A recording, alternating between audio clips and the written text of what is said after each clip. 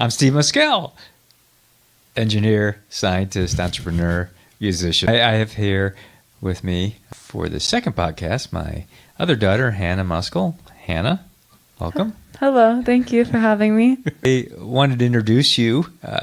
Hannah, you're 24 years old, right? Yes, I am. So Hannah, you've been in school pretty much all your life, right? Yeah, since I was like 5 years old, I would say. Well, but you've acquired several degrees and certifications, and actually a couple associate's degrees that you largely picked up while you're in high school, right? Was it French first and then psychology? French and psychology. Yeah, those by taking classes at MiraCosta, the community college, while going to high school. That was a great strategy as opposed to AP, right? I mean, you what was the reason again? You took classes there? Well, they have a good language program, and I wanted to take a Spanish class, and I had such a good experience with that I just kept taking more and more French, Spanish, Italian, and then I just started taking other classes like economics, psychology, sociology. It's great. They have everything. So I didn't really appreciate that. So even as the French associates, you had other languages that were under your belt? I didn't know that. Right. The French, I got the associates on accident, actually. I wasn't trying to get that. I just was taking French classes. But it started with Spanish, actually. So I did Spanish and I did French and Italian at MiraCosta. Right. And then you did your undergraduate at Cal State San Marcos, right? Mm-hmm. And what was that in? It was psychology. I thought you said you took some science courses for sort of pre-med, right? Right. I still had to do physics, chemistry, organic chemistry, biology, everything. Came across a university, a medical school overseas, Semmelweis, right? So you applied, what was it, like right at the end of the application period or something like that? Right. So my coworker at MiraCosta, who was also a TA, told me about the school that she was going to in Budapest. So I just thought, that's nice. Let me look into it. And I saw I still have one day to apply. Why not? And so I did it. And then it worked out really great. Yeah. I ended up going like a few months later. Right. Well, they accepted you pretty quickly, right? You had to do like an entrance exam where you show your science knowledge, and there's an interview to see if you can speak English, which, I can. So that part was easy. There's a lot to talk about with Semmelweis, but it's a little bit longer of a medical program than normal medical programs, right? So why don't you describe it a little bit?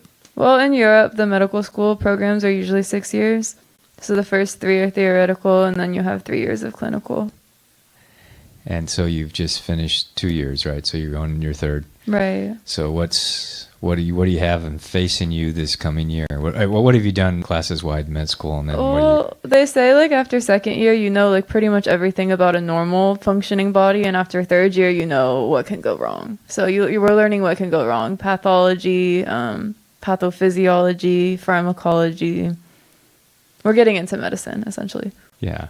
Well, it's funny because medicine tends to focus really on what's wrong nowadays, and that's what Peter Attia calls medicine 2.0, right? Mm-hmm. And medicine 3.0 is trying to avoid the situation of going wrong, right?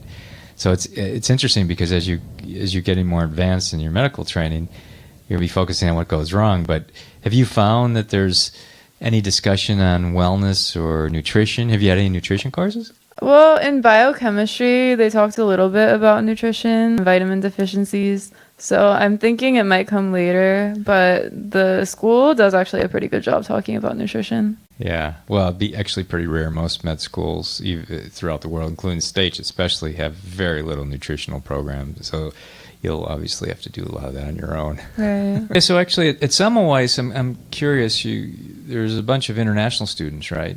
Mm-hmm. And so what kind of country representation do you think you see? It's very diverse. There's like every country. You have Asia, the Middle East, Africa, South America. There's not a lot of Americans though. Yeah, but it's all taught in English at this point, right? In my program, yes. And then, but of the 6-year program, then at what point does it convert to Hungarian? Well, when we work with patients, we have to speak in Hungarian with them, but all of the teaching is still in English. Okay, so that's starting the last 4th and 5th years, or 4, 5, 6? Yeah, 4, 5, 6. Gotcha. Okay.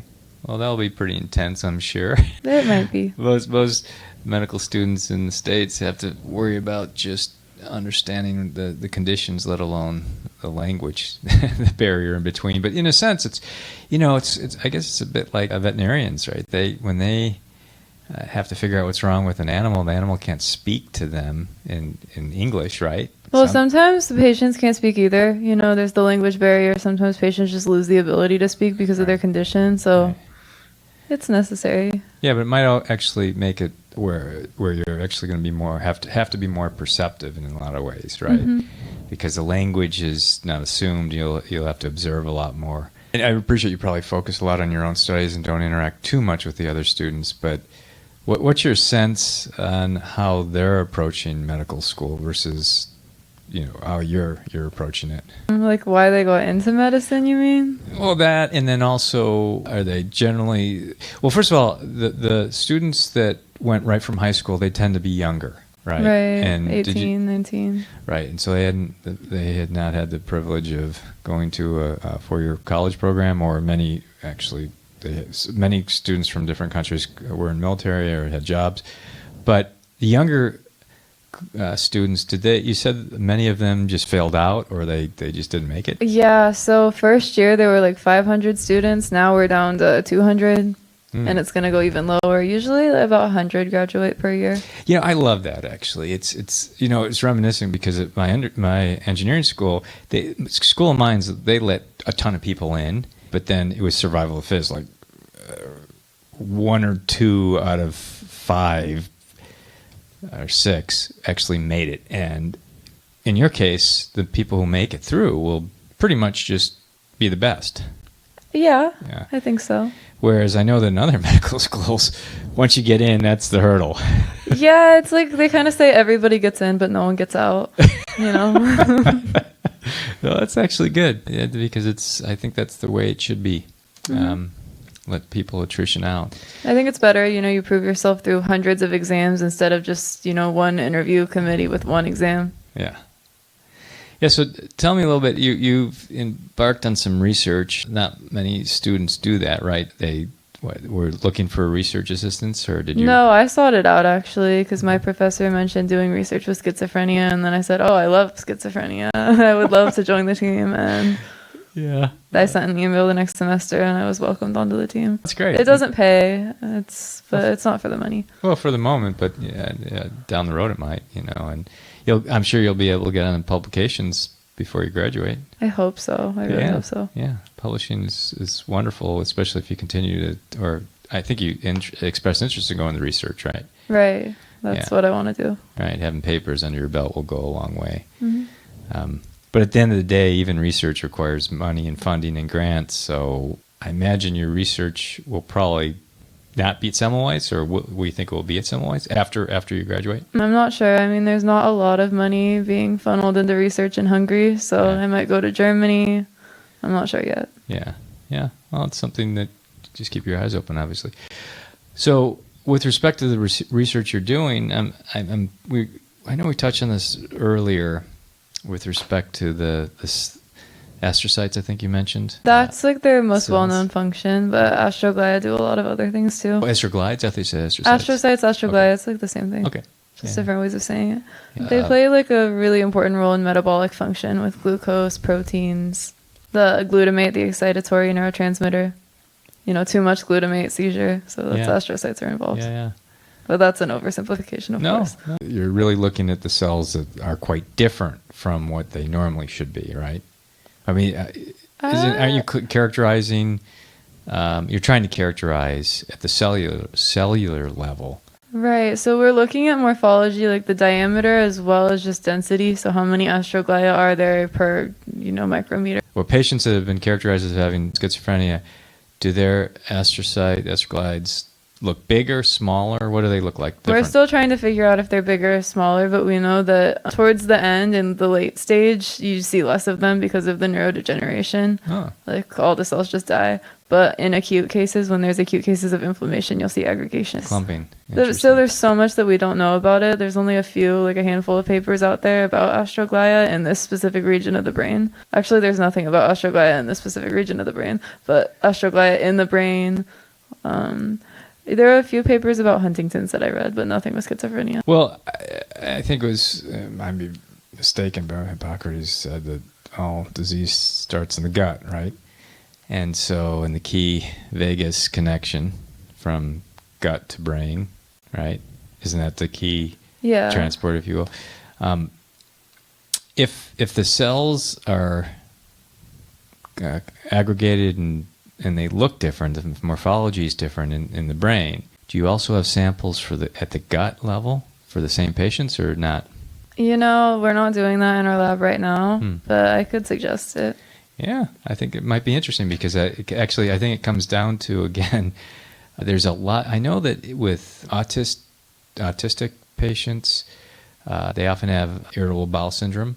And there's often a gut disorder associated with neuroses or neurodegenerative diseases and that sort of things. You know that cartoon that you might have seen where this person's looking under light for his keys and someone comes by and says, "What are you doing?" And he said, "Well, I'm looking for my keys." And he said, "Well, did you drop them in this area?" And he said, "No, I dropped them over there." And the person said to the person looking for the keys, "So why are you looking here?" He said, "Well, that's because where the light is." Right. So I know that a lot of times people are myopic and they focus in just one area, but I would think that since biology is a big system, you'd want to get cells from not just the brain, the gut, maybe the heart, maybe liver, all the different organ systems from the patient, and to see if there's pathology in all those different organs. Right, but astroglia, those are unique to the central nervous system, so I don't think that anybody's ever found them in the gut. That doesn't mean they don't exist, it's just nobody's ever found them, so I can't really bring that up to my advisor. I'm not saying look for the specific cells. I'm talking about looking for differences. So like normal liver cells or normal gut cells versus what the cells are for that same patient that has schizophrenia. Because there might be a general pathology throughout the patient. But my guess is the gut is the most important one to focus on. Okay. Yeah. Yeah. So anyway, it's just a thought because again, it's just looking for your keys because the light's there as you're looking at the astrocytes because they're only in the brain. But at the end of the day, you won't know if it's causal or just correlated or associated with. Could diet be causing, or the gut dysbiosis be causing the schizophrenia? Yeah. Or is the schizophrenia causing or associated with the gut disorder, dysbiosis associated with the schizophrenia? Right, it's like the chicken egg thing. We don't really know which one came first. Right. But the ketogenic diet, that was adapted for epilepsy actually. Several studies have found that improves mental health outcomes with schizophrenia. So I think diet does play a role in these disorders. Yeah. Well, that's actually for treatment, so that would be useful. It's very difficult to do the actual cellular analysis on a living patient, right? You're working with cells from deceased patients, right? Yeah. But as the imaging technology becomes more prevalent, I think maybe you can analyze real time what's going on there. But no, again, it's interesting, I think, again, because the big picture is the pathologic or the difference in cells that you're going to be observing are going to be caused by something. Is it genetic? Is it environmental toxin? Is it diet? You don't know what it is. Yes, right? All of them. Yeah, it could be, right? But yeah, I imagine that's going to be consideration. It's a combination. It's partially genetic, but environment is a huge part. Yeah. Well, perhaps you're most susceptible genetically, but as they say, nature loads the gun, but you or environment pull the trigger. Right? There's certain things that can lead to an episode. Yeah. Yeah, but it's actually interesting if there was a strong association with dysbiosis in the gut, that might open the door for treatment strategies through the gut, right? Because it's a lot easier to get treatments to the gut than it is through the brain barrier, right? Let's talk about, lastly, wellness strategies. No one's eating well, right? Yeah, I mean, I don't really pay attention to other people, but I see the cafeteria and the food that they're serving in there. It's not healthy at all. Yeah. They have like one jar of mushy vegetables and it's always full. Nobody eats that. So, I mean, I try to eat as healthy as I can. Yeah. It's like you can't compare it to US dollars, but still. I go to the gym every day for at least like an hour or two. It's a really important part of my day. Yeah. Was it like the Marriott or something? Yes, actually like the Marriott. It's very cheap. You can't compare it to US dollars.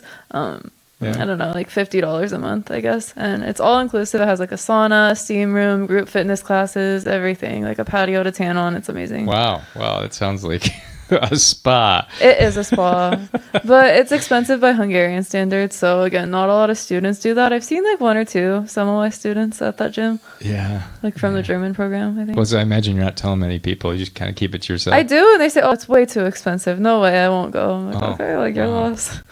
Well, you were closer originally when the first place you live, and then you moved to an apartment, right? So it's a little further away, right? Yeah, it's like 10 minutes by the metro. Yeah. And then, but if you ever have to walk it or run it or... 30 minutes if the metro's not running. Yeah. Well, that's great. That's a great release, right? Hmm. And I imagine they have nice fresh fruit there. They do. They have free apples, and like every week they have like healthy Mondays with carrots and like, I don't know, granola and stuff. It's very nice. And I Yeah. take like 30 boxes to go. Thank you. Bye. But I think for medical students to find those hacks, where they could get free food. It's not like the kind of food that I think most medical students would be looking for. It's like they just give you a whole apple or like a jar of granola. But if you're a healthy, health-oriented medical student, yes, that'd be great. I know I've sent podcast links to you, and I know you listen to several and you follow several, but do you actually find that some are not accessible from Hungary, or you pretty No, much all it of all them?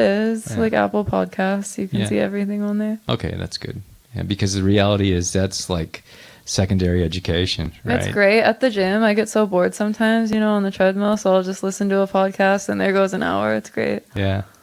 That's important because, like we were talking about, the nutrition's probably not going to be in your curriculum, and you'll probably hear a lot of that in the podcast. Yeah, it's, Yeah.